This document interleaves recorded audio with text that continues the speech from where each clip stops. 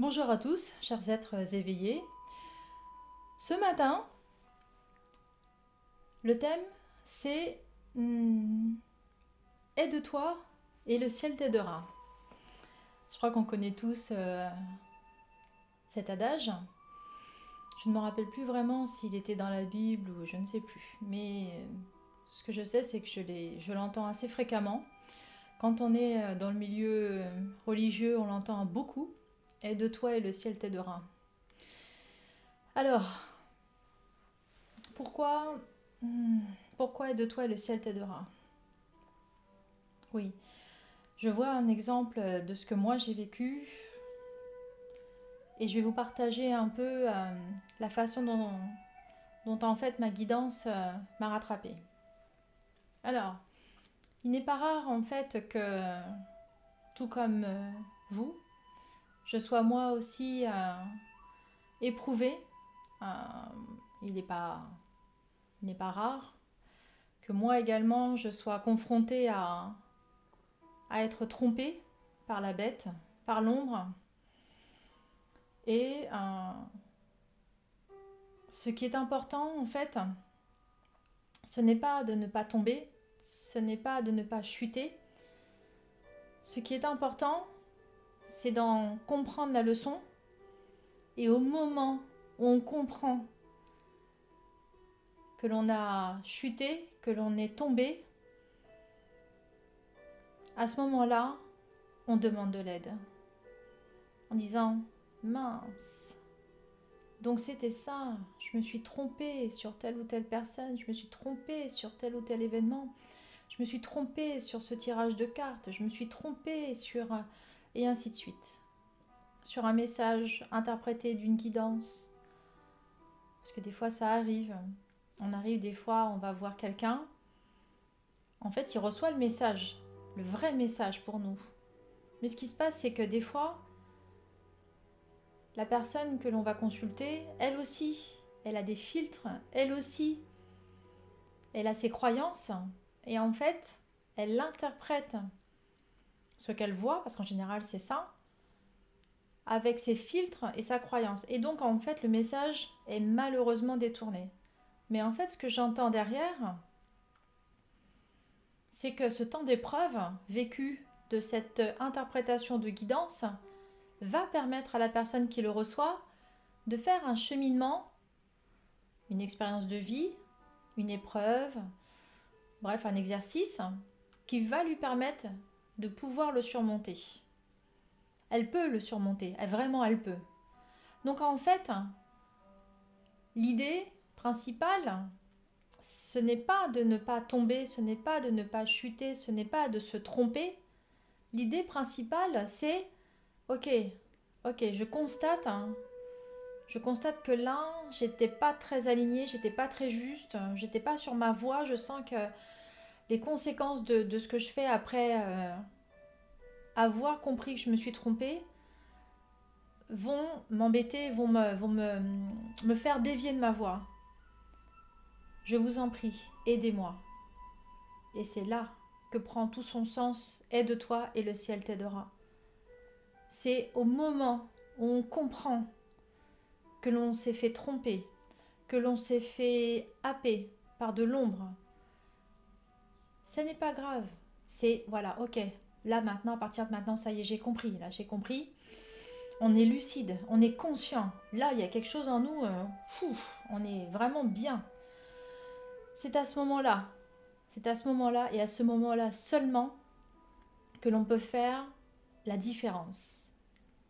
Il y a deux choix possibles à ce moment-là qui s'opèrent en nous et chacun de nous le sent vraiment à chaque fois, à chaque fois, à chaque fois.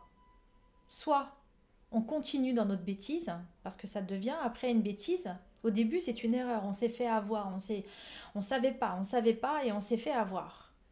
Mais si nous l'entretenons, cela devient une faute. Ce qui fut à l'origine une erreur devient une faute de notre part.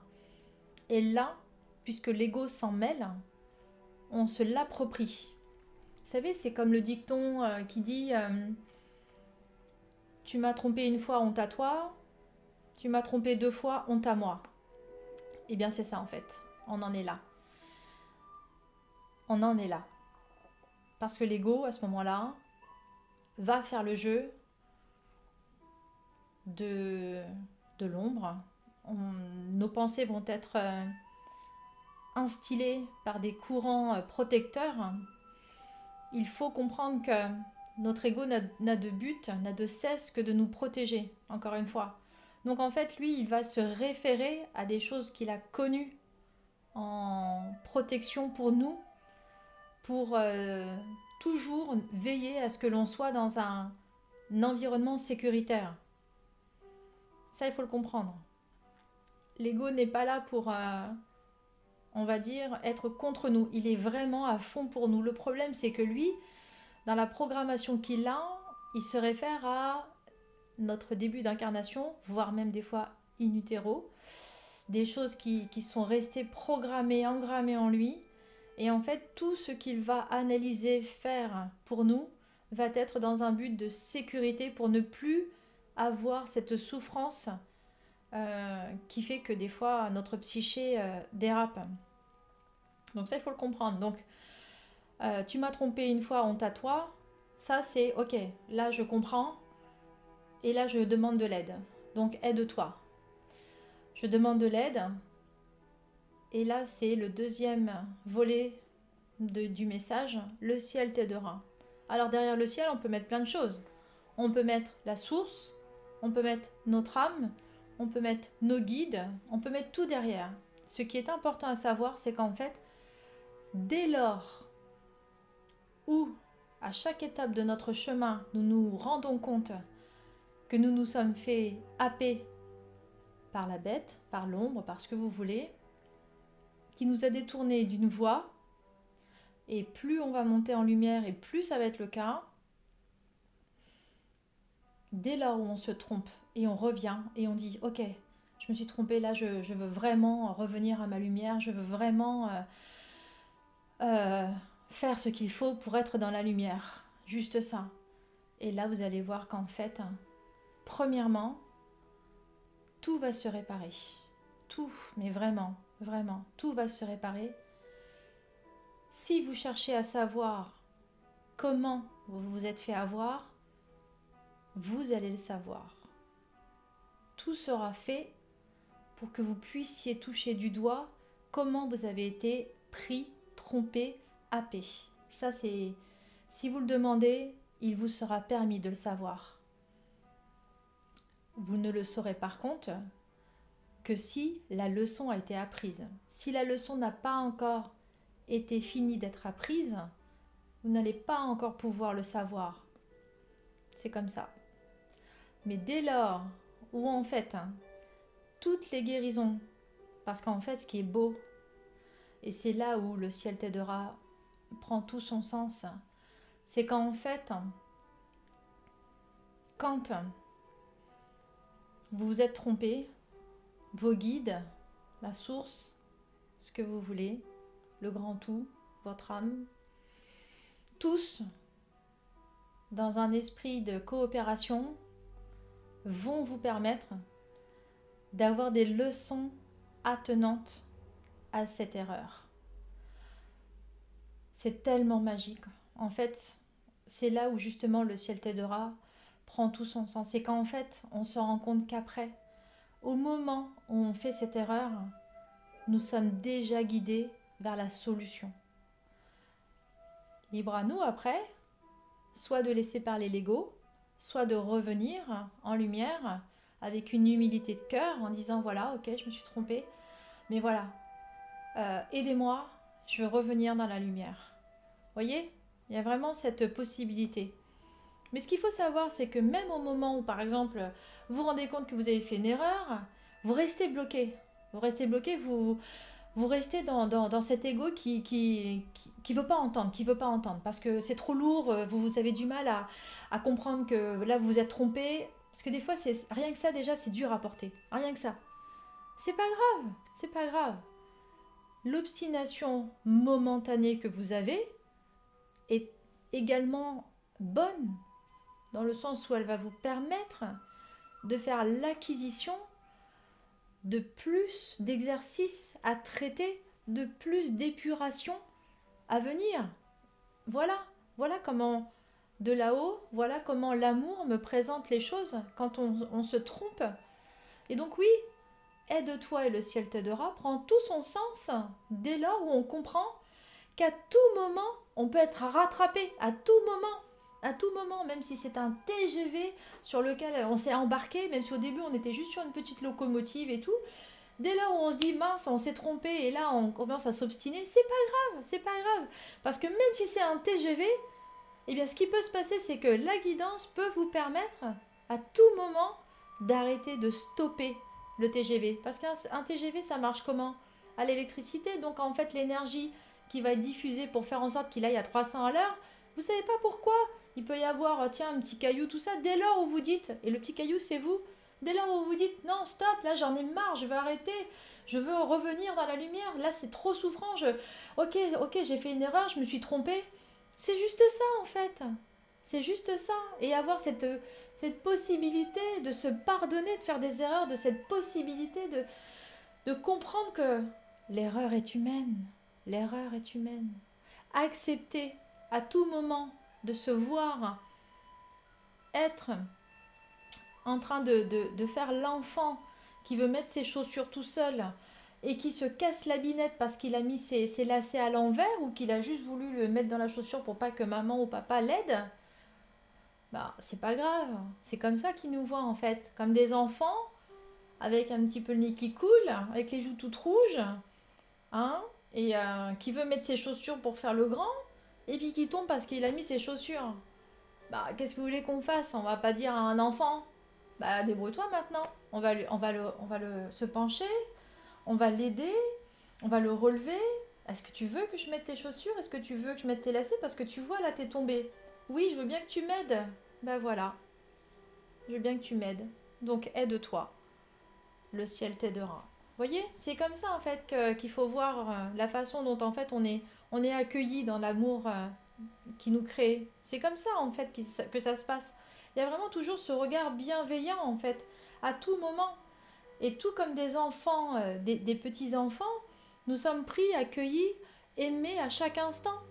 Dès lors où, à la limite, nous-mêmes, on a ce pouvoir de stopper la machine, eh bien à ce moment-là, on est dans un amour en fait. Il faut comprendre que dès lors où on passe de cet ego protecteur qui fait les choses en fait brouillon, brouillon, dès lors où on dit ok, ok, je me suis trompée, mais là je suis tombée. Ils ont été mal mis, je suis tombée, je me suis cassé la binette. Ok, bah là on passe en cœur en fait, parce qu'on est capable de se dire ok, ok, je dépose, je dépose ma bêtise, je dépose le fait que je me suis trompée, je dépose mon erreur. Donc c'est un repentir. Donc là à ce moment-là, oui, aide-toi. On peut pas lutter contre quelqu'un qui demande de l'aide comme ça.